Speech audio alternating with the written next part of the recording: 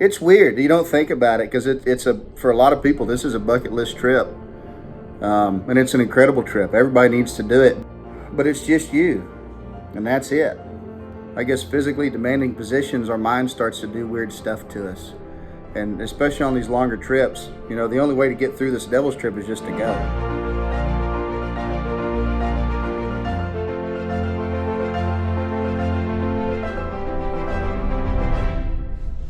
All right, the Devil's River. I don't even know where to begin.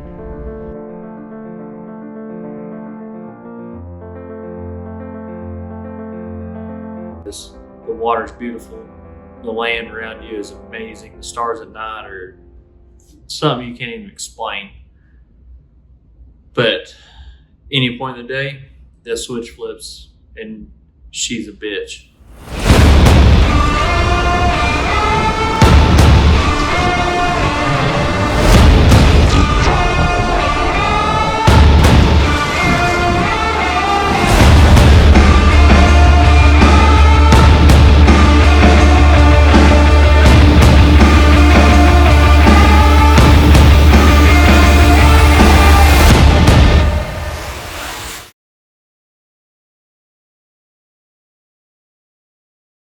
That it's just a privilege. To be able to float the Devils and see that country and share the same places that some of these ancient Indians used to occupy is incredible. But it's not easy. It's not easy to get to. It's a real challenge, and it's worth all of it. It'll cut you, it'll bruise you, it'll knock you down, it'll flip your kayak, it'll take your gear, it'll make you sweat.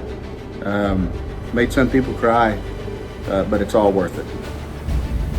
But you don't have to be an athlete. You don't have to be a superstar. You don't have to be in shape. You just need to have some mental game. You're getting through everything, and then when you get a second to breathe, you look up, and it's just like, holy shit, look at where I'm at. Like, there's Aoudad over there, smallmouth down there. It's just, words can't describe it.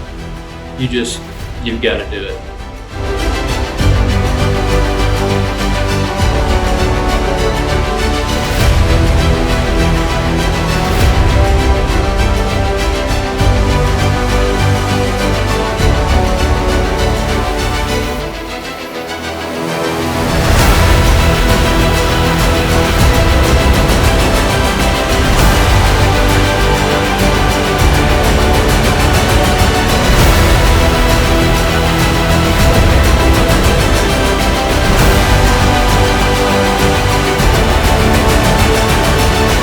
Yeah, the one fish on the Devils that kind of keeps me up at night is the carp. And I know, and even when I started going down there, it was because of the smallmouth.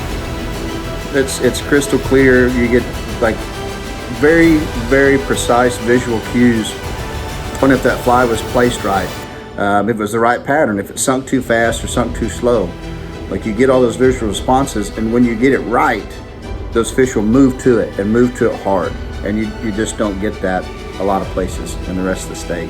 Ben always has a great crew, takes super good care of you, amazing food, camaraderie is great. But you go lay down in your tent at night and thinking, man, I hope my kids are okay, or I wonder what my wife and kids are doing, or your mind just starts wondering.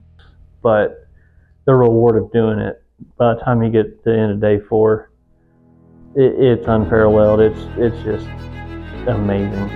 I want to see other people get on them and have that feeling, and watching Chris on that last day hook up, that was, I don't know how to put that into words, but whatever Chris was going through, from the hook set, from the fight, working those fish, hooking up to those fish, keeping that fish hooked and pinned on a glass rod, and finally getting it netted. It's an unreal feeling. It's the hardest fish you ever worked for. It seems like. They're the most rewarding. I don't know. That's good.